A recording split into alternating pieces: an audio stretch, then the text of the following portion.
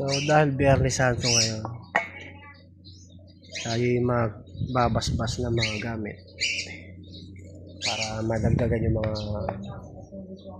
kakayanan nila.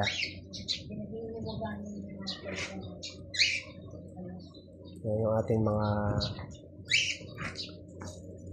protection.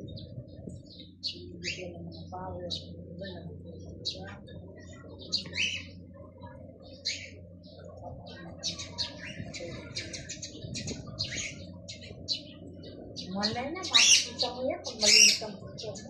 Kita ko na yan. Yan na yung tinitinin. Nakalutang. Maliwanag yan.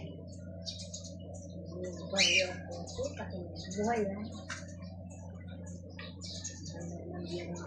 Pag tingin mo sa baba, nakapaligid ang anghel.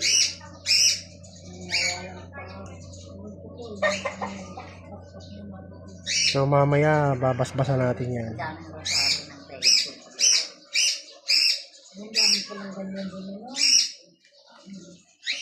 Magre-ritual tayo mamaya. Biyernes Santo ngayon.